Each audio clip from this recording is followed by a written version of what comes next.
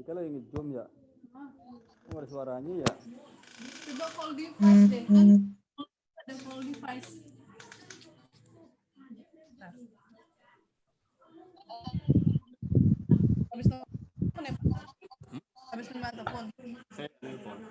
Oh iya, biasanya di sini suka balik ke zoomnya emang ada suara, tapi gini aja nanti di sininya nih.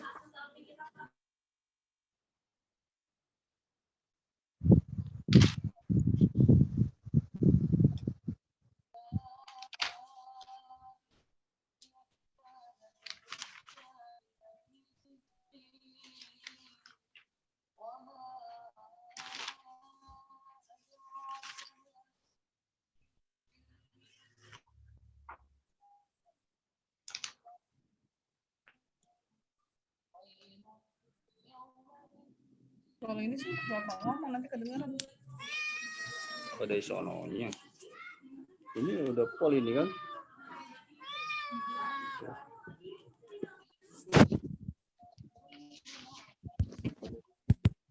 Di sininya Iki kajian Pak, iki Muhammadiyah So asli iki Buya Hamka iki. Lah ya Bu Hamka iku sapa sih? benar ya? Buya Hamka iku anak tempe. Iki diseger pas ngene lah gak apa-apa sih. Gak apa-apa. Wong akeh lho, samping lah wong akeh. Baru masuk tuh ada di itunya. Jadi sebelum. Hah? Boleh nge-grab. Lho, Saf. Apa? Nek wong ijone mang iki lho. Dua kali Pak, ambek sing wong akeh. Iya, mang kan ingene. Berarti mbak lagi. Buya lagi, Hamka. Pak. Wih, iki artis ah. Oh, mau coba Kak, masuk Pak. aja deh coba. Ini Buya Nanti ada deh.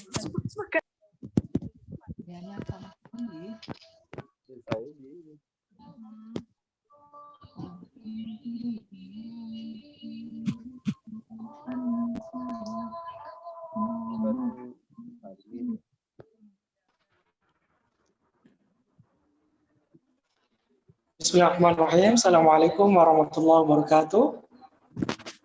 Oh ada itu cuman kecil ya? Innal hamdalillah nahmaduhu wa nasta'inuhu wa nastaghfiruh wa na'udzu billahi min shururi anfusina wa min sayyiati a'malina.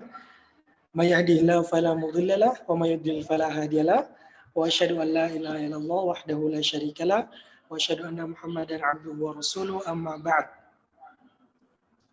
Yang pertama kita berterima kasih kepada Allah Subhanahu wa taala karena telah mempertemukan kita pada kesempatan kali ini. Kembali kita belajar bersama-sama dalam pengajian tafsir karya Buya Hamka, tafsir Al-Azhar. Dan insya Allah pada malam hari ini kita sudah berjumpa kembali dengan Ustadz Abdul Latif Ridho. Bapak-bapak dan ibu-ibu hadirin sekalian, kita bersyukur kepada Allah Subhanahu wa taala atas semua nikmat yang telah Allah berikan kepada kita, dan semoga kita senantiasa beristiqomah, senantiasa meningkatkan keilmuan kita dan mempraktekkan dan meyakini segala apa yang telah kita pelajari dengan baik dan benar. Amin ya rabbal alamin. Selanjutnya salawat wa salam semoga terus tercurahkan kepada Nabiullah Muhammad SAW yang telah menjadi inspirator kita untuk terus belajar, untuk terus menjadi manusia yang semakin baik setiap hari. Dan mudah-mudahan dengan kita mencintai beliau, dengan mempelajari apa yang beliau sampaikan kepada para sahabatnya, bisa kita teruskan, bisa kita lanjutkan, dan bisa kita amalkan, dan sampai nanti kita bisa bersama-sama bertemu beliau di surga Allah Subhanahu wa taala. Amin ya rabbal alamin. Kemudian terima kasih kepada Ustadz Abdul Latif Ridho yang telah hadir pada malam hari ini, dan terima kasih kepada Bapak dan Ibu sekalian yang juga telah hadir bersama kami di sini. Semoga Bapak dan Ibu dan Ustadz Ridho dalam keadaan sehat selalu. Semoga kehidupannya dilancarkan oleh Allah Subhanahu wa taala, diberi keberkahan dan diberi kebahagiaan selalu. Amin ya rabbal alamin. Malam hari ini Bapak dan Ibu sekalian, kita akan masuk kembali pada surah Al-Kahfi, tafsir Al-Azhar karya Buya Hamka. Sekarang kita sudah memasuki ayat 20, dan insya Allah pada malam hari ini kita akan membahas kurang lebih 6 ayat ke-20 sampai 26. Sekali lagi kami ulangi, pada malam hari ini kita akan membahas insya Allah pada surah Al-Kahfi, ayat 20 sampai ayat 26 insya Allah. Dan sudah ada di tengah-tengah kita Ustaz Abdul Latif yang akan langsung menyampaikan materi surah Al-Kahfi ayat 20 sampai 26. Mudah-mudahan Allah Subhanahu wa taala memberikan kita kelancaran, memberikan kita ilmu yang bermanfaat, memberikan kita kebaikan dunia dan akhirat. Allahumma inna nas'aluka ilman nafi'a wa rizqan thayyiba wa amalan mutaqabbala. Ya muqallibal qulub, tsabbit qulubana ala dinik. Allahumma musarrifal qulub, sarrif qulubana ila ta'atik. Rabbana atina fid dunya hasanah wa fil akhirati hasanah wa qina adzabannar. Allahumma faqihna fid din, Allahumma faqihna fid din. Amin ya rabbal alamin. Selanjutnya Bapak dan Ibu jamaah sekalian, insya Allah ke depan kita akan membuka sesi tanya jawab setelah nanti kurang lebih 30 sampai 40 menit Ustadz Abdul Latif memberikan penyampaiannya, dan kita akan memberikan kurang lebih 3 pertanyaan yang boleh diajukan lewat chat dan juga boleh diajukan lewat mikrofon langsung. Kemudian setelah itu Bapak dan Ibu sekalian kita akan mengadakan sesi foto bersama dan kita akan sama-sama menutup pengajian kita pada malam hari ini dalam 1 jam ke depan. Demikian, selanjutnya kepada Ustadz Abdul Latif Ridho kami persilahkan. Jazakumullah khairan. Kami ucapkan kepada Ustaz Ghazali selaku admin. Bismillahirrahmanirrahim. Assalamualaikum warahmatullahi wabarakatuh. Alhamdulillah rabbil alamin. Wa bihi nasta'inu ala umuri dunya waddin. Wassalatu wassalamu ala asyrafil anbiya'i wal mursalin. Nabiyina Muhammadin wa ala alihi wa ashabihi wa man tabi'ahum bi ihsanin ila yaumiddin. Allahumma faqihna fid din wa alimna ta'wil. Ya Allah, semoga Engkau pahamkan kami terhadap agama dan Engkau berikan kami rezeki berupa penafsiran atau pemahaman terhadap ayat-ayat Al-Quran sehingga kami dapat mengamalkannya. Kita mohon kepada Allah agar Allah memberikan kita ilmu dan amal soleh dan juga keikhlasan dalam menuntut ilmu dan juga beramal soleh, agar ilmu dan amal kita diterima oleh Allah Subhanahu wa taala, karena syarat diterima amal adalah keikhlasan. Baiklah, para jamaah sekalian yang kami hormati dimanapun Anda berada, alhamdulillahirrahmanirrahim, pada malam hari ini kita telah masuk ke pertemuan ketiga dari kajian tafsir Al-Azhar karya Buya Hamka. Insya Allah pada malam hari ini kita akan melanjutkan kajian kita yang sebelumnya. Minggu kemarin kita telah sampai ke ayat 20. Insya Allah pada malam hari ini kita akan masuk ke ayat, minggu kemarin ayat 19, sekarang insya Allah akan masuk ke ayat 20. Para hadirin sekalian, para pemirsa, alhamdulillah kemarin kita telah bicara sedikit tentang Ashabul Kahfi. Bagaimana mereka para pemuda menjaga keimanannya, menyelamatkan iman, menukar dunia dengan keimanan. Ya, sebagaimana minggu kemarin telah kita jelaskan, bahwasanya para pemuda ini adalah kader-kader, rijalul mustaqbal yang diharapkan di masa depan memimpin negeri Romawi itu. Ya, akan tapi karena para raja dan para pembesar-pembesar dan juga masyarakatnya adalah penyembah berhala, mereka rela meninggalkan segala kemewahan, fasilitas mereka sebagai anak-anak bangsawan demi menyelamatkan iman. Itu adalah sebuah iktibar atau pelajaran daripada Allah Subhanahu wa taala agar kita dapat mencontoh bahwasanya bagaimanapun besarnya keagungan yang kita miliki dunia, asal tidak sesuai dengan tauhid atau Allah yang Allah inginkan kepada kita di dunia, maka lebih baik kita tinggalkan. Lebih baik kita tinggalkan segala kemewahan itu demi menjaga keimanan. Kemudian kita juga telah mempelajari juga ya bagaimana besarnya kekuasaan Allah Subhanahu wa taala yang mengizinkan hambanya untuk tidur selama 309 tahun. Ya, sebuah angka yang tidak dapat masuk akal bagi orang-orang yang tidak beriman. Akan tapi dengan adanya mukjizat ini membuat orang-orang menjadi beriman kepada Allah Subhanahu wa taala tatkala orang-orang itu menemukan mereka, ya mereka yang dikabarkan hilang menyelamatkan iman, kemudian 300 kemudian kisah-kisah itu turun-temurun dan akhirnya orang-orang yang berada di zaman 300 tahun setelah mereka kabur menemukan mereka dan ikut mengimani kejadian itu.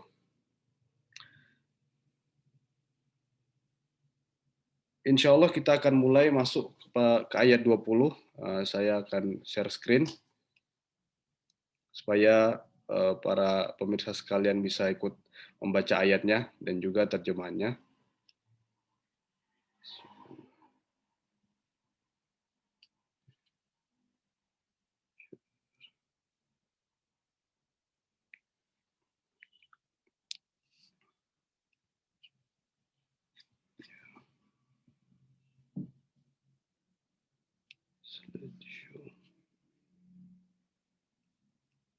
Baik, kira-kira sudah terlihat ya? Sudah terlihat. Baik, kita hubungkan kemarin dengan ayat 19. Bahwasanya kemarin di ayat 19,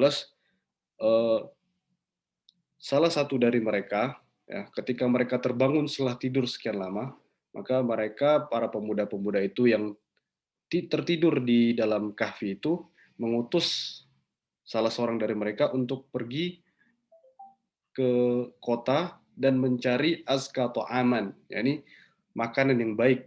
Ya, sebagaimana kita tahu bahwasanya mereka orang beriman, mereka tidak mau sembarang makan. Jadi mereka tidak ingin yang mereka makan itu adalah makan yang tidak jelas sumbernya, yang mungkin bisa jadi haram, bisa jadi syubhat. Ya, mereka orang-orang yang beriman menjaga makanannya di ayat 19 kemarin. Para teman-temannya minta, ya, falyanzur ayyuha askato aman, ya, hendaklah mencari makanan yang bersih, yang suci, yang halal. Kemudian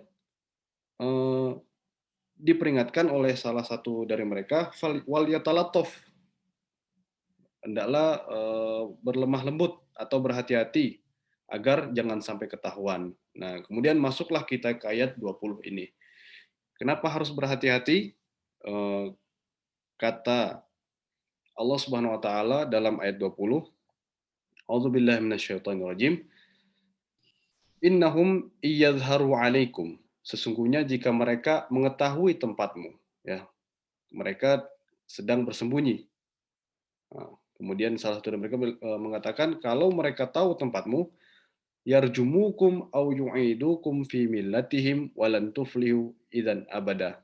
Mereka akan melempari kamu dengan batu atau memaksamu kembali kepada agama mereka, dan jika demikian niscaya kamu tidak akan beruntung selama-lamanya.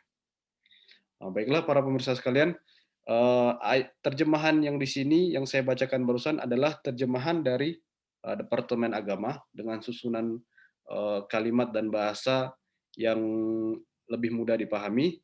Nanti setelah ini akan saya perlihatkan terjemahannya Buya Hamka. Jadi bagaimana Buya Hamka menerjemahkan. Mungkin bagi sebagian masyarakat Indonesia tidak begitu familiar karena pemilihan katanya lebih sedikit, susunannya ada susunan Melayu, Minang. Ya, jadi mungkin bagi yang tidak familiar bisa menyimak pertama dulu bagian terjemah dari Depak ini. Nanti setelah ini baru kita lihat terjemahannya Buya Hamka. Nah, jadi apa kata Allah Subhanahu wa taala? Karena sungguhnya jika mereka mengetahui tentang hal kamu, niscaya akan mereka rajam kamu, maka tidaklah kamu akan berbahagia lagi buat selama-lamanya. Buya Hamka menjelaskan bahwasanya mereka tahu bahwa pemuda yang masuk kota ini adalah salah satu dari pemuda yang lari meninggalkan negeri karena itikadnya telah berubah dari kepercayaan yang dipimpinkan raja mereka sedang dicari-cari. Ya, jadi kalau mungkin Bapak Ibu baca langsung terjemahan atau tafsir Al-Azhar ini, bagi yang tidak terbiasa dengan bahasa Melayu mungkin agak sedikit kebingungan ya, atau bahasa Minang. Tapi ini susunan katanya seperti sastra tempo dulu ya. Tapi sedikit banyak bisalah kita pahami maksud dari Buya Hamka. Jadi Buya Hamka menjelaskan bahwasanya pemuda yang masuk ke dalam kota itu diutus, mereka sadar bahwasanya mereka itu sedang dicari-cari. Nah, maka mereka diminta, dia ini yang diutus ini untuk hati-hati agar tidak ketahuan, karena kalau ketahuan ya mereka akan rajam, itu melempar dengan batu. Nah, mereka tidak akan bahagia lagi buat selama-lamanya. Maksudnya apabila mereka dipaksa untuk kembali ke ajaran syirik menyembah berhala, maka mereka akan sengsara dunia dan akhirat. Lebih baik mereka sengsara di dunia ya, dengan meninggalkan kerajaan itu, tapi menjaga iman, bahagia di akhirat, daripada mereka kembali ke ajaran agama syirik itu, penyembahan berhala, mereka sudah disiksa di dunia, merana juga di akhirat. Nah, maka ini adalah contoh itibar yang bisa kita ambil ya, bahwasanya mereka ini pemuda-pemuda ini menukar kebahagiaan dunia demi kebahagiaan akhirat. Maka kemudian di ayat 21 Allah Subhanahu wa taala berfirman, "Wa kadzalika atharna 'alaihim." Dan demikian pula kami perlihatkan kepada manusia dengan mereka. Liya'lamu anna wa'dallahi haqq, agar mereka tahu bahwa janji Allah adalah benar. Wa anna as-sa'ata la raiba fiha, dan bahwa kedatangan hari kiamat tidak ada keraguan padanya. Idz yatanaza'una bainahum amrahum faqalu bnu 'alaihim bunyana. Ketika mereka berselisih tentang urusan mereka, maka mereka berkata, dirikanlah sebuah bangunan di atas gua mereka. Rabbuhum a'lamu bihim, Tuhan mereka lebih mengetahui tentang mereka. Qala alladzina ghalabu ala amrihim lanattakhidanna 'alaihim masjidah. Orang yang berkuasa atas urusan mereka berkata, kami pasti akan mendirikan sebuah rumah ibadah di atasnya. Nah, di ayat 21 ini Allah menjelaskan bahwasanya setelah mereka kabur dari kerajaan, dan kabar berita mereka kabur itu menjadi kisah yang diwariskan secara turun-temurun. Jadi tersebutlah bahwasanya sekelompok pemuda melarikan diri ke goa demi menyelamatkan iman, tapi tidak tahu di mana mereka pergi, tidak diketahui. Dan ini menjadi kisah turun-temurun sehingga berlangsung selama 300 tahun. Kemudian sampailah suatu masa Allah ungkap itu. Jadi kata Allah, aksarna alaihim, yaitu kami temukan atas mereka. Maksudnya juga kami buat mereka ketahuan, ya kami ungkap itu kepada seluruh manusia. Tersiarlah kabar sekeliling kota dengan cepat bahwasanya yang membeli makan itu ternyata adalah salah seorang di antara orang-orang yang bersembunyi ke dalam kahfi, yang memang telah mereka terima ceritanya dari nenek moyang turun-temurun. Nah, bagaimana bisa ketahuan? Bukti yang nyata ialah pakaiannya yang sudah jauh berbeda dengan bentuk pakaian orang di zaman itu. Kemudian yang kedua adalah uang perak yang digunakan. Ya, di ayat 19 minggu lalu sudah kita bahas bahwasanya dia datang dengan al-warik, ya, warik atau nukut al-fiddiyah, jadi uang perak. Biasanya itu di uang perak zaman dahulu selalu dituliskan atau diberikan cap raja yang berkuasa saat itu. Ya, kan, tapi ketika dia belanja dengan uang perak itu, zaman sudah berubah, pakaiannya juga sudah beda. Nah, maka dia terlihat kebingungan, maka ketahuanlah, ya, ditanya kamu siapa, dia mengaku bahwasanya saya ini bahwasanya rajanya, saya kabur dari raja Dikianus. Nah, kemudian raja Dikianus bukannya sudah mati 300 tahun yang lalu, tapi ternyata orang utusan ini membuktikan, menjelaskan apa yang terjadi, sehingga orang-orang percaya dan akhirnya terungkaplah kabar bahwasanya benarlah bahwasanya ada sekelompok pemuda yang kabur.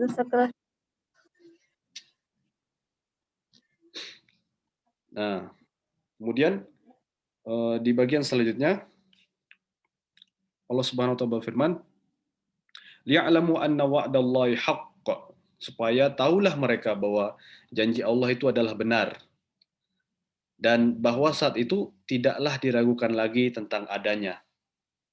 Nah, maksud janji Allah ini bahwasanya Allah akan memberikan pertolongan kepada orang beriman.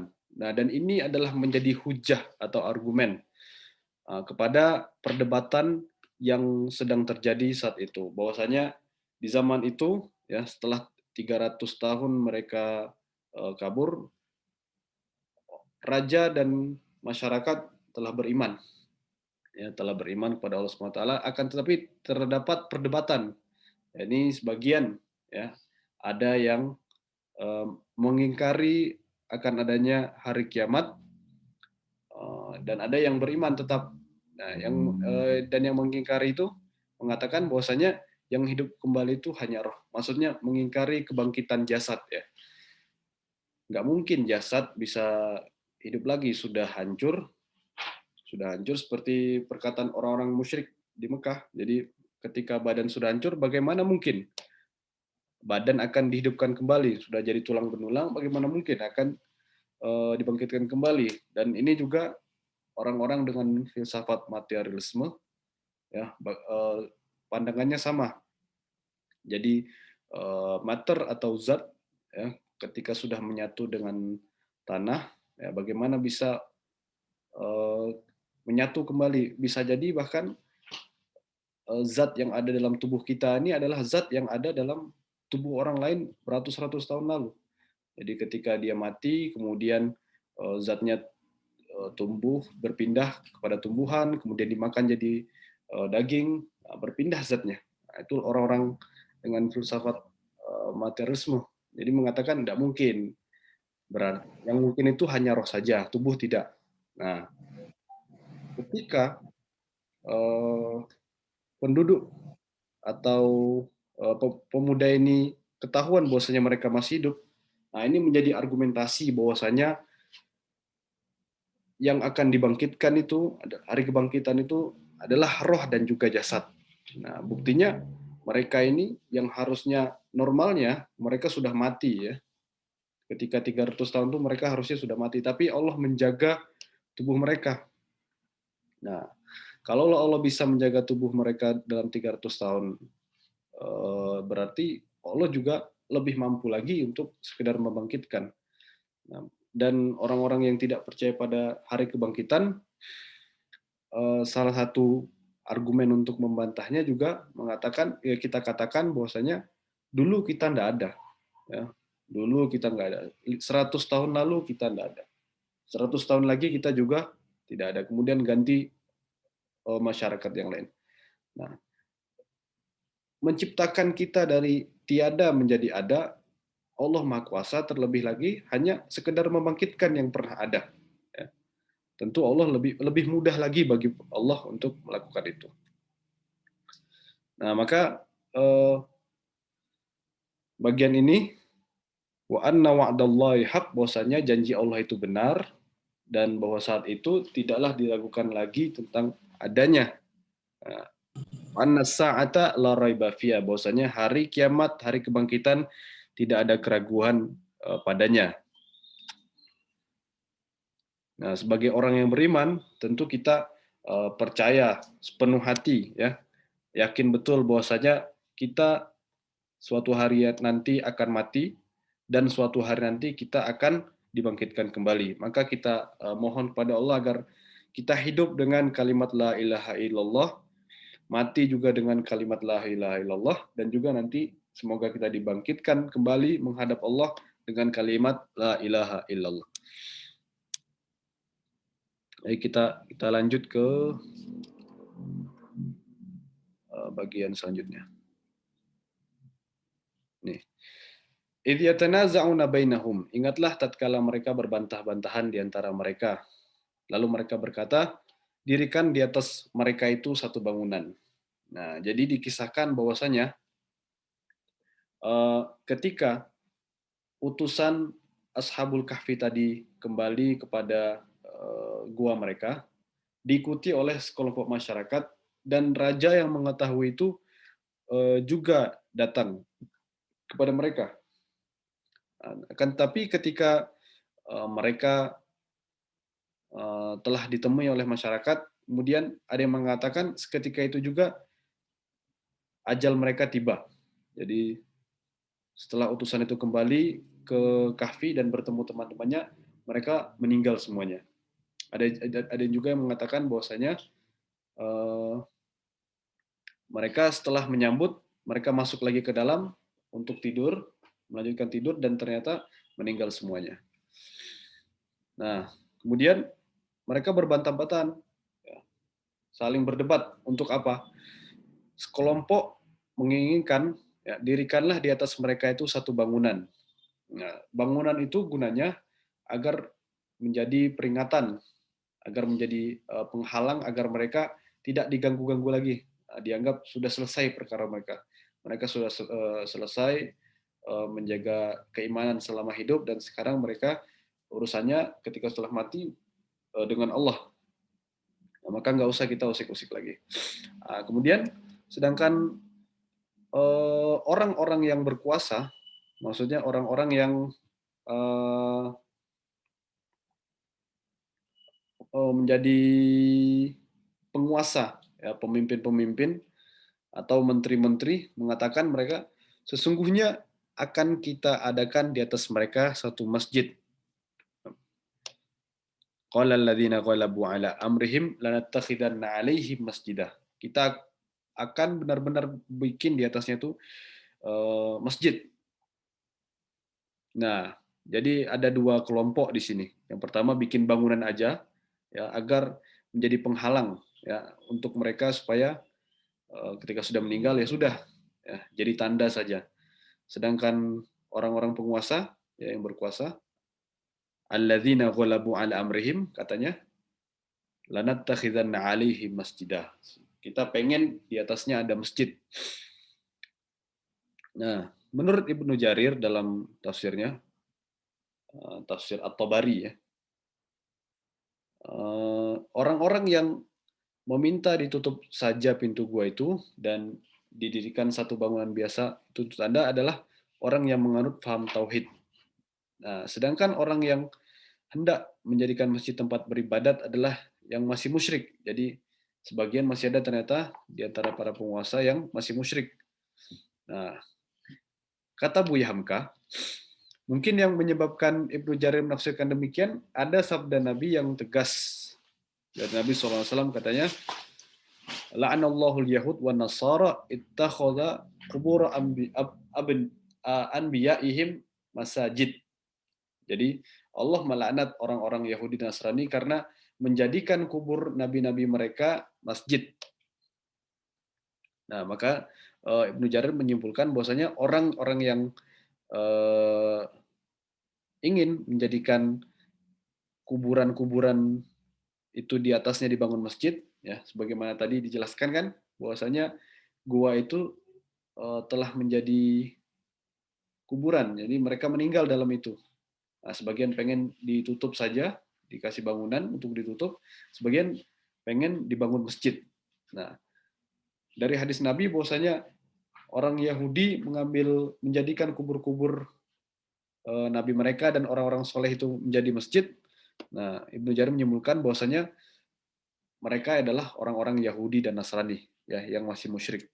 Ya, orang Yahudi mengatakan bahwasanya Uzair ibnullah, ya, Nabi Uzair itu anaknya Allah. Nasrani mengatakan Allah itu satu dari yang tiga. Nah, kemudian di ayat ke-22, di ayat ke-22 Allah Subhanahu wa taala berfirman, sayaquluna salasatur rabi'uhum. Nanti ada yang akan mengatakan jumlah mereka 3 orang. dan yang keempat adalah anjingnya. Dan yang lain mengatakan jumlah mereka 5 orang, yang keenam adalah anjingnya. Ya. Rajman bil ghaib, sebagai terkaan. Wa yaquluna sab'atu wa saminhum kalbuhum, yang sebagian yang lain mengatakan jumlah mereka itu 7 dan yang ke-8 adalah anjingnya. Maka katakanlah wahai Nabi Muhammad, qur rabbi a'lamu bi'iddatihim. Tuhanku lebih mengetahui jumlah mereka. Ya la ya'lamuhum ma ya'lamuhum illa qalil. Enggak ada yang tahu kecuali sedikit sekali tentang jumlah mereka. Bisa jadi yang tahu Nabi Muhammad SAW. Kita tidak tahu apakah Nabi Muhammad tahu. Yang jelas kata Allah, la ma ya'lamuhum illa qalil. Tidak ada yang tahu kecuali sedikit sekali. Bisa jadi juga adalah raja yang saat itu menjumpai mereka. Bisa juga penunjuk jalan yang masuk ke dalam gua untuk melihat mereka. Nah, nggak ada yang tahu jumlahnya pasti, illa qalil. Kemudian Allah pesan kepada Nabi Muhammad, "Fala tumari fihim illa mira'an zahira." Karena itu janganlah engkau berbantah tentang mereka. Nah, mira'. Jadi mira' ini sama dengan jidal ya, atau berdebat. Kata Allah, janganlah kamu Nabi Muhammad SAW bantah-bantah dengan mereka. Ya. Mereka bilang ada yang 3, jumlahnya mereka 3, ada yang bilang jumlahnya 5, ada yang bilang jumlahnya 7. Nah, ini menjadi perdebatan di kalangan ahlul kitab. 2 minggu lalu sudah kita jelaskan bahwasanya orang Yahudi yang tinggal di Madinah datang ke Mekah ya untuk mengetes kenabian Nabi Muhammad dengan mempertanyakan kisah ini ya. Kalau dia nabi, kalau Muhammad itu nabi, pastilah dia tahu tentang kisah ini. Ya. Akan tapi setelah dikabari, mereka pun juga debat jumlahnya tentang jumlahnya. Nah, Allah Subhanahu wa taala berfirman kepada Nabi Muhammad, la tumari fihim, jangan berbantah-bantahan dengan mereka. Wala tastafti fihim minhum abadan. Ya. Dan jangan engkau menanyakan tentang pemuda-pemuda itu pada siapapun dari mereka. Ya, nggak usah, udah biarkan saja. Nah, apa hikmahnya nih? Apa hikmah daripada tidak menanyakan ini? Ya, bahwasanya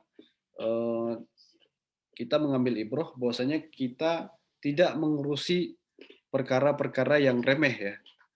Yang paling penting dari kisah ini adalah bagaimana mereka beriman dan menjaga keimanan itu yang paling penting. Nah, dan itu yang harus kita ambil iktibar dan mesti kita contoh. Nah, sedangkan jumlahnya ya, itu menjadi perdebatan bagi orang-orang Yahudi, dan itu karena menjadi perdebatan dan juga tidak berdasarkan bukti-bukti, dalil, riset, maka baiknya sebagai orang Muslim, pesan Allah, kita meninggalkan miro atau jidal. Dalam hadis Nabi SAW,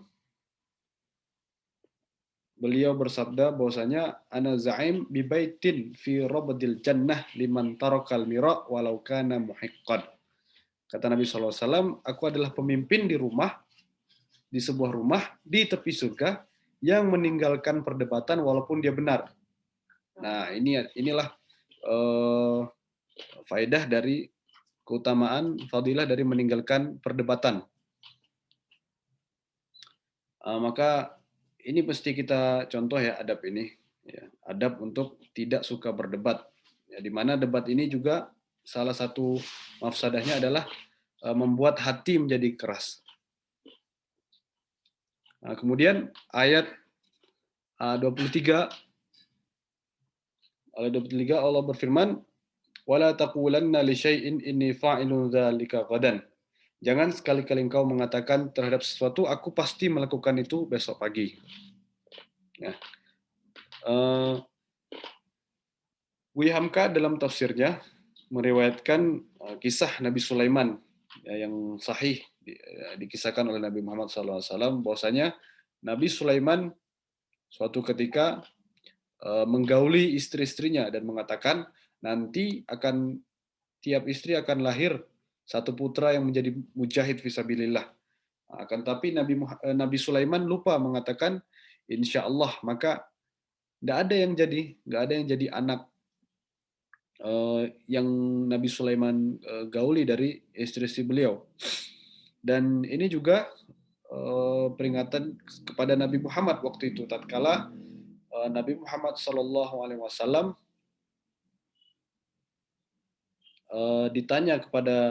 ditanya oleh orang Yahudi tentang 3 pertanyaan, tentang Ashabul Kahfi, tentang Ruh, dan tentang Zulkarnain. Akan tapi Nabi Muhammad lupa mengatakan insya Allah.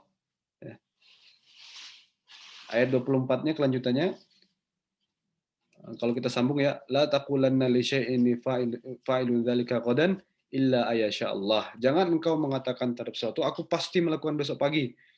Illa ayasha Allah, kecuali dengan mengatakan insya Allah. Maksudnya jika Allah berkehendak. Wadhkur rabbaka idza nasita, dan sebutlah nama Tuhanmu kalau kamu lupa.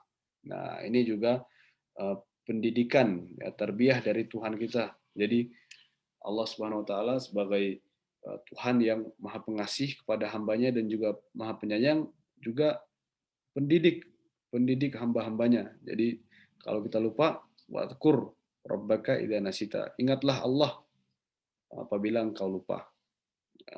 Jadi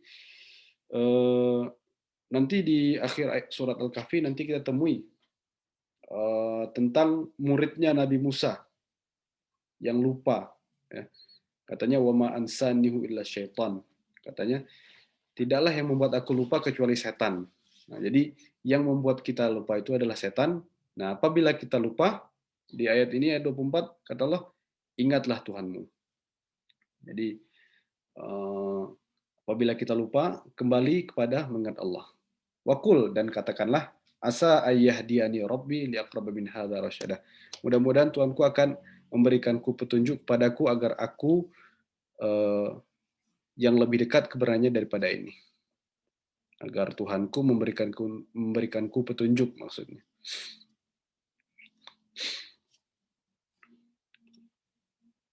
Baik, kita langsung masuk ayat 25 dan 26. Ayat 25. Kata Allah Subhanahu wa taala, "Walabithu fi kahfim salasami'atin sinina wazdadu tis'a." Ya, di ayat ini Allah menjelaskan lama mereka berada di dalam gua. Ada 300 tahun ditambah 9. Nah, yang dimaksud 300 tahun tambah 9 ini adalah jumlah tahun Qamariyah. Nah, ini Buya Hamka menjelaskan juga ternyata dalam tafsirnya bahwasanya maksudnya itu 300 tahun secara tahun Syamsiah dan 309 tahun secara tahun Qamariyah. Nah, ini setelah saya cek hitung ternyata benar. Bahwasanya ini kita cek ya, lihat 300 tahun kali 360 hari. Ya, tahun Syamsiah satu tahunnya 360 hari. 300 kali 365 hari sama dengan 109.500 hari. Nah, kemudian tahun Qamari itu satu tahunnya 354 hari. Nah, maka kita bagi 109.500 dibagi 354 hari sama dengan 309 tahun. Nah, jadi benar keterangan Buya Hamka bahwasanya 309 tahun itu adalah maksudnya 309 tahun Qamariyah atau 300 tahun Syamsiah. Nah, sekarang kita masuk ke ayat terakhir di pengajian malam ini insyaallah. Qala Allah Ta'ala, Qulillahu a'lamu bima labithu. Katakanlah, Allah lebih mengetahui berapa lamanya mereka tinggal di gua. Lahu ghaibus samawati wal ard. Miliknya semua yang tersembunyi di langit dan di bumi. Absir bihi wasmi, alangkah terang penglihatannya dan alangkah tajam pendengarannya. Ma lahum min dunhi min wali. Ya, tidak ada seorang pelindung pun bagi mereka selain Dia, selain Allah. Wala yusyriku fi hukmihi ahada, dan tidak ada yang dan tidak mengambil seorang pun menjadi sekutunya dalam menetapkan keputusan. Nah, ini ayat yang menunjukkan keesaan Allah Subhanahu wa taala, bahwasanya Allah esa dalam rububiyahnya, ya, dalam perkara urusannya tidak ada satu pun yang bersekutu dengan Allah.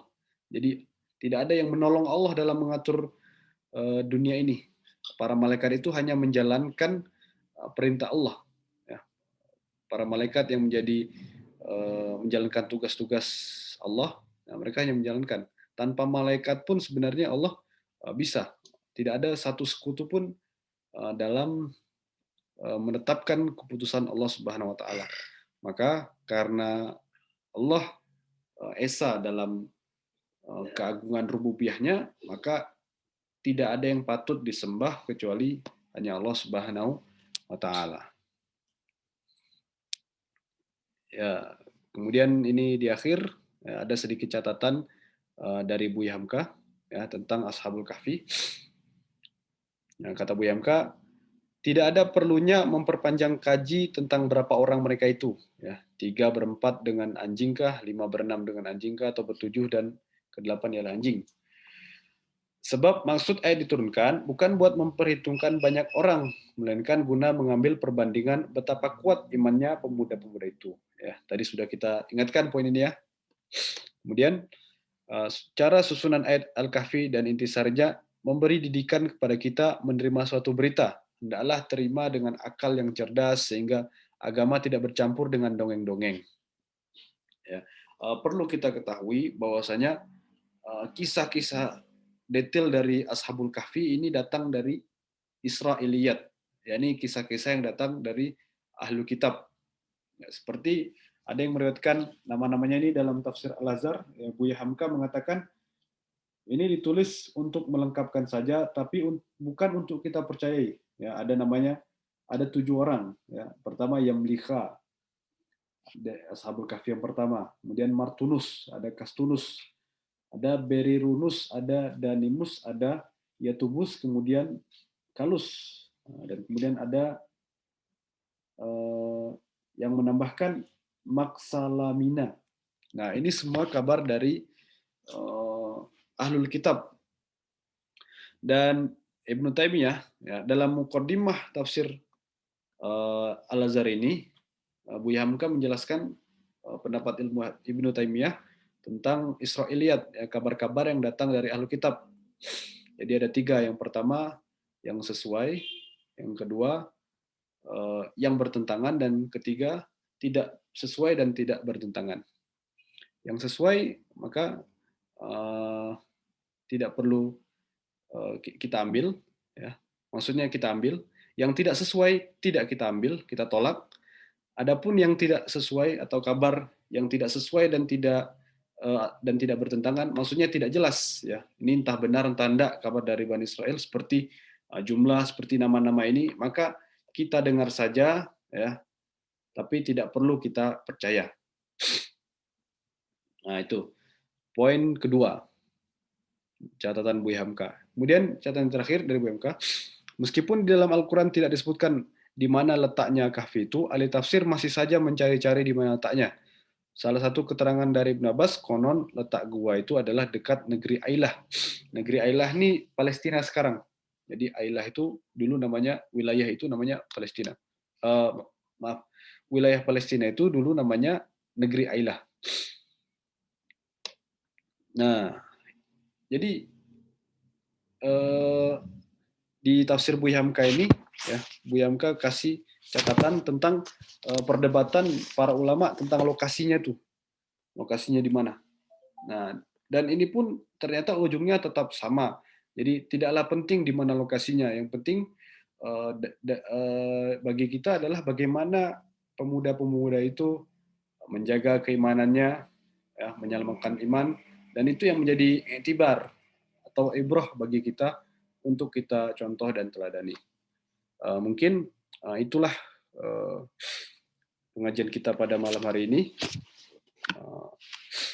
Mohon maaf atas segala kesalahan dan kekurangan bila ada pada penyampaian saya yang singkat ini. Selanjutnya waktu kami serahkan kembalikan kepada moderator. Jazakumullah khairan. Terima kasih, jazakallah khair. Barakallahu fiik Ustaz Abdul Latif atas penyampaian tafsir surah Al-Kahfi dari ayat 20 sampai 26. Alhamdulillahirrahmanirrahim.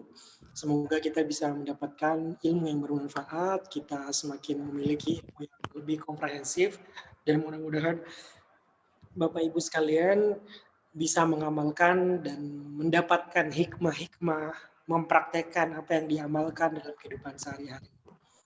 Terutama pada hal-hal yang tadi sudah disebutkan oleh Ustadz Abdul Latif, ternyata ada banyak sekali hal-hal yang kadang-kadang kita masih ragu, tapi semoga Allah Subhanahu wa Ta'ala membuka hati kita untuk bisa lebih yakin, lebih percaya dari apa yang Allah Subhanahu wa Ta'ala turunkan.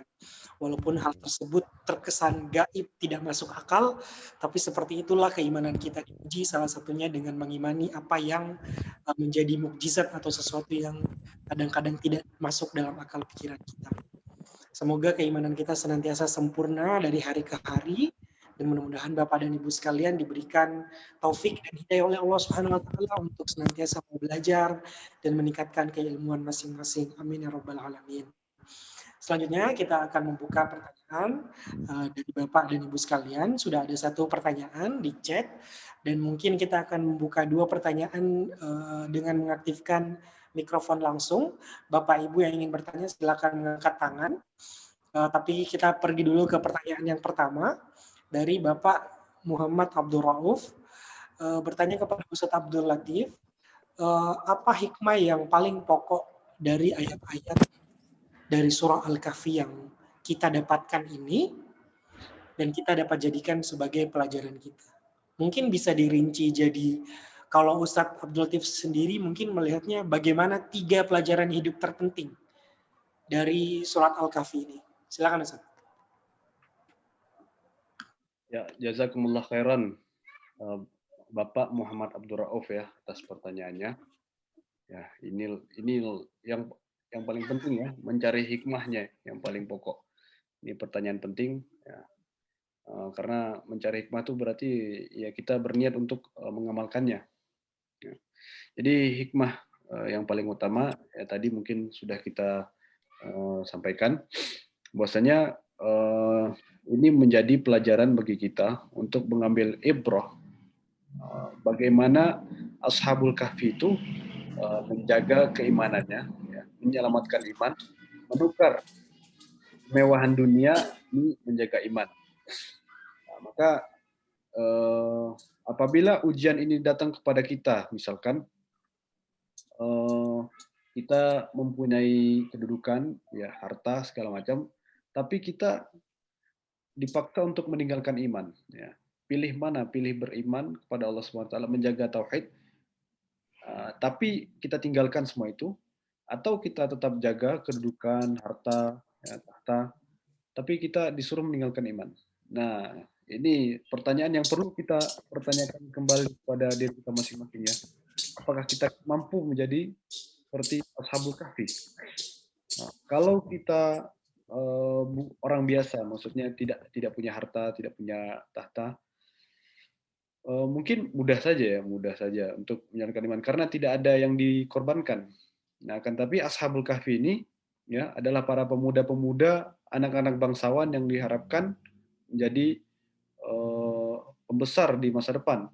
Ya, mereka diberi fasilitas, diberi kemewahan, tapi mereka ketika melihat kemungkaran, ya kemusyrikan, mereka milih tidak mau semua itu. Mereka lebih milih beriman. Nah, itu mungkin hikmah yang paling pokok dari ayat-ayat di surat Al-Kahfi ini. Ya mungkin itu ringkasnya. Satu itu ringkasnya Ustadz Ghazali atas pertanyaan Bapak Muhammad Abdul Rauf. Wallahu a'lam bishawab. Jazakallah khair atas jawabannya Ustaz Abdul Latif. Dari pertanyaan Bapak Muhammad Abdul Rauf, mudah-mudahan menjawab dan mudah-mudahan kita mampu mempraktekkan apa yang tadi sudah dijawab oleh Ustadz Abdul Latif untuk terus merasa cukup, qanaah, dan tetap bersyukur atas apa yang kita miliki dan memaksimalkan sehingga kedepannya kita masih terus mampu untuk menjadi manusia yang lebih baik lagi. Amin ya rabbal alamin. Selanjutnya Terima kasih, pertanyaan Ustaz. kedua.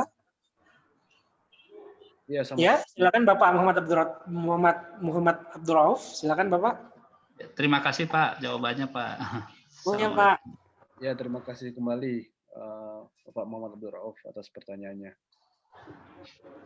Barakallahu fiik. Terima kasih Bapak Muhammad Abdul Rauf. Selanjutnya Bapak Ibu sekalian yang ingin bertanya silakan. Boleh mengangkat tangan atau boleh langsung mengaktifkan mikrofonnya. Silakan. Ada yang ingin bertanya dari Bapak dan Ibu sekalian? Assalamualaikum warahmatullahi wabarakatuh. Saya ingin bertanya. Silakan Bapak Muhammad Sujak. Ya. Assalamualaikum Ustaz. Perkenalkan nama saya Muhammad Sujak. Saya ingin bertanya. Saya lupa tepatnya tadi di ayat berapa Ustaz ya, kalau yang apabila kita lupa sesuatu maka diperintahkan untuk mengingat Allah. Nah, kemudian cara mengingat Allah yang sesuai dengan petunjuk Nabi Muhammad SAW itu seperti apa Ustaz? Apakah dengan membaca Subhanallah ketika kita lupa atau bagaimana Ustaz? Jazakallah khair. Jazakallah khair Bapak Muhammad Sujak. Demikian tadi pertanyaan dari Bapak Muhammad Sujak. Boleh langsung jawab Ustaz Abdul Latif. Ya, terima kasih Bapak Muhammad Sujak atas pertanyaannya. Tadi perintah untuk mengingat Allah itu ayatnya wazkur rabbaka idza nasita. Dan sebutlah nama Tuhanmu apabila engkau... Kurang keras nampaknya Ustaz Abdul Latif suara antum. Ya, maaf. Begini gimana? Kurang keras suaranya. Ya. Tes. Ya. Oke, Ustaz. Lebih baik sekarang. Ya.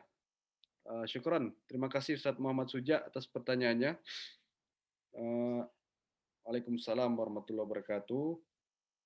Tadi ayatnya itu di ayat 24. Ya, kata Allah Subhanahu wa taala, "Wazkur rabbaka idza nasita," dan ingatlah Tuhanmu apabila engkau lupa. Sedangkan bagaimana tuntunan menyebut nama Allah itu, menyebut Tuhan, mengingat Allah Subhanahu wa taala, yaitu ada di surat 7 ayat 204.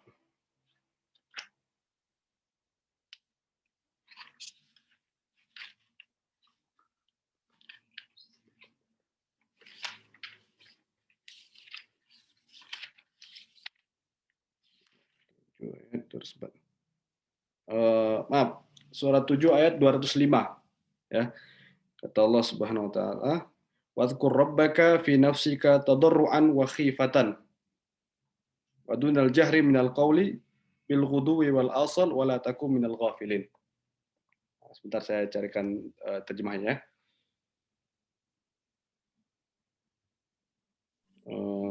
Ya, saya terjemahkan langsung aja ya. Kira-kira begini maknanya. Wadhkur rabbaka fi nafsika, ya, surat Al-A'raf ayat 205. Al-A'raf ayat 205, kata Allah SWT, wadhkur rabbaka fi nafsika tadarruan wa khifatan. Sebutlah Tuhanmu, ingatlah Tuhanmu dalam dirimu, tadarruan dengan rasa takut, dengan merendahkan diri dan rasa takut, ya, tadarruan wa khifatan. Jadi ketika mengingat Allah harus merendahkan diri, ya. Maksudnya hilangkan semua kesombongan, ya.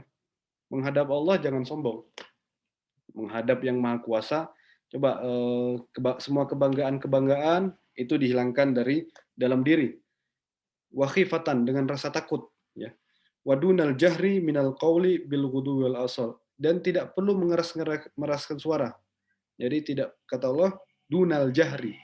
Nah, tidak perlu dengan mengeraskan suara, minal qauli, ya, maksudnya tidak dengan perkataannya nggak perlu keras-keras, karena kita mengingat Allah di dalam diri kita. Bil ghudwi wal asal, di pagi dan petang. Wala takum minal ghafilin, dan jangan kamu menjadi orang-orang yang lalai. Nah, itu landasan pertama dalam mengingat Allah ya, berzikir. Adapun nanti rinciannya itu banyak di zikir-zikir pagi dan petang yang diajarkan oleh Nabi Muhammad SAW, dan juga mungkin disusun oleh Hasan al-Banna dalam Al-Ma'surat itu ya. Ya, ada itu bisa. Nah, itu Al-Ma'surat itu maksudnya zikir-zikir yang diambil dari asar Nabi SAW. Atau susunannya yang lain tidak apa-apa juga. Ada Hisnul Muslim, ya, ada kitab kecil Hisnul Muslim. Nah, itu zikir-zikir yang berasal dari Al-Quran, dari hadis Nabi SAW. Dan itu yang paling mudah, ya, zikir afdhalul zikri la ilaha illallah, ya, istighfar, salawat, ya, itu yang paling mudah sekali. Dan juga sholawat, innallaha wa malaikatahu yusholluna 'alan nabi ya ayyuhalladzina amanu shollu 'alaihi wa sallimu taslima. Allah dan malaikat bersalawat, ya, orang beriman diperintahkan untuk bersalawat. Ya, mungkin itu kira-kira jawabannya, Ustadz Bapak Muhammad Suja ya. Wallahu a'lam bishawab.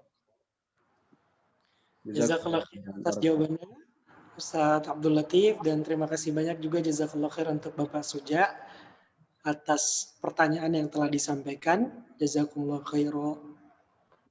Selanjutnya kita akan membuka pertanyaan paling terakhir dari Iya Bapak. Selanjutnya kita akan membuka pertanyaan terakhir dari Bapak dan Ibu sekalian. Silakan boleh mengaktifkan mikrofon jika ada yang ingin bertanya. Kami membuka pertanyaan terakhir.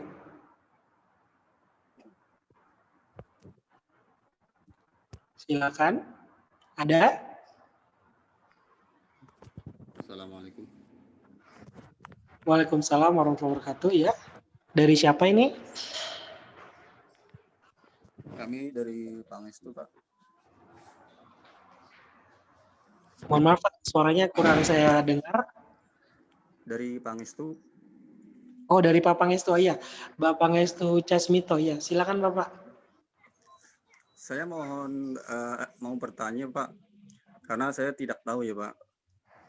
Apakah kisah Ashabul Kahfi ini terjadi setelah adanya wahyu Al-Quran turun dan setelah datangnya Islam, atau bagaimana, Pak?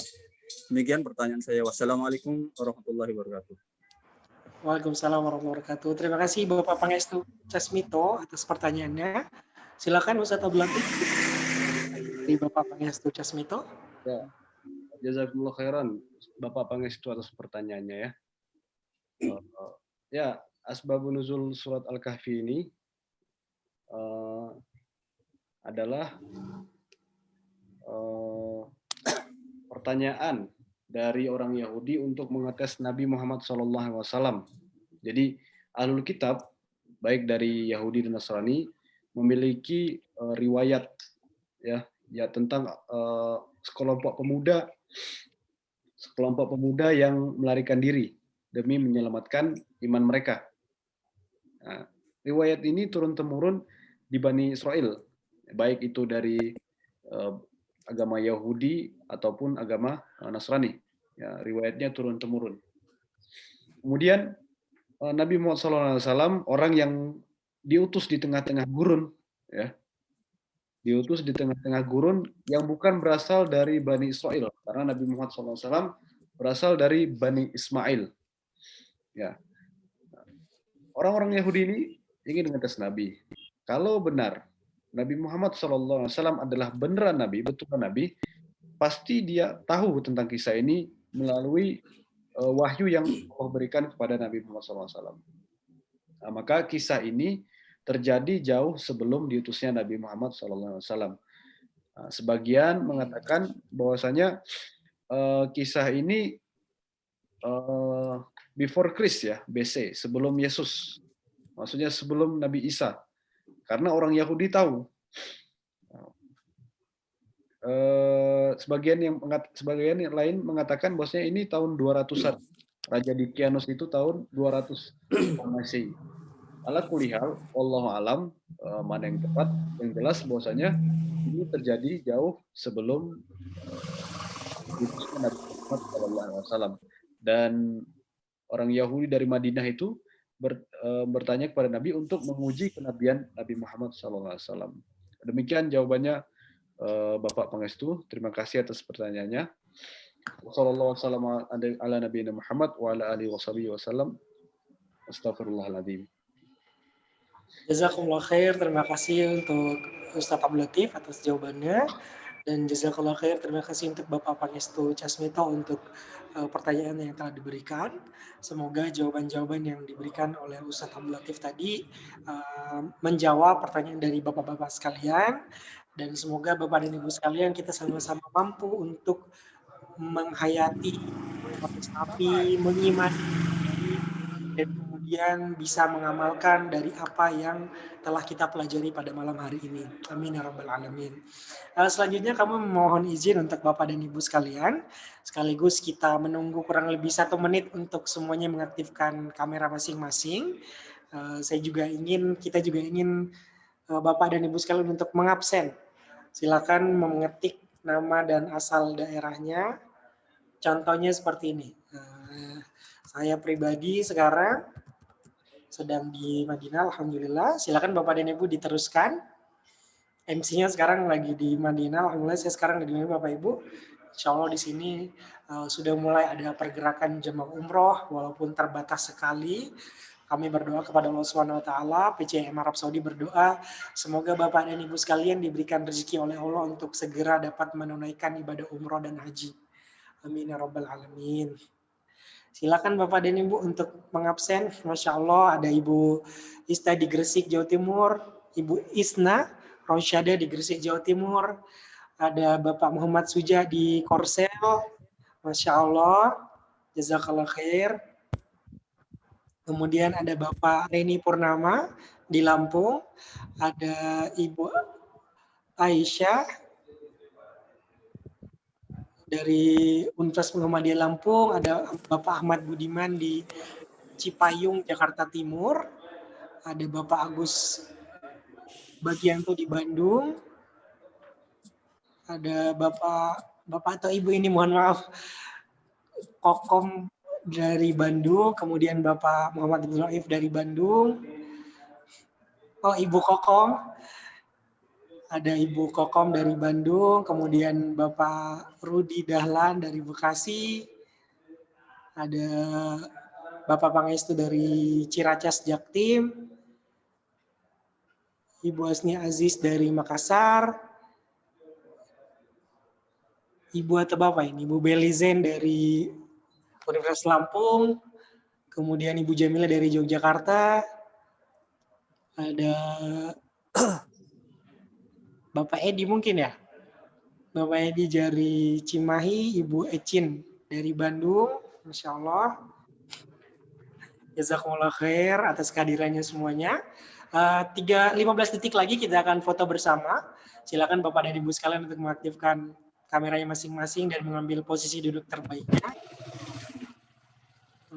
Oh ya ternyata ada ibu saya juga ini di sini. Jazakallah khair Mama.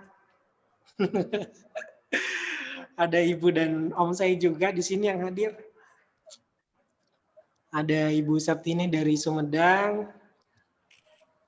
Jazakumullah khair untuk kehadiran semuanya. Kita masih menunggu Bapak dan Ibu sekalian yang belum mengaktifkan kameranya. Silakan mengambil posisi terbaiknya dan nanti akan difoto oleh Ustadz Abdul Latif dan saya akan hitung sampai 3 insya Allah dan kita akan berfoto bersama. Kita akan tunggu lagi, ada beberapa orang yang belum sempat mengaktifkan.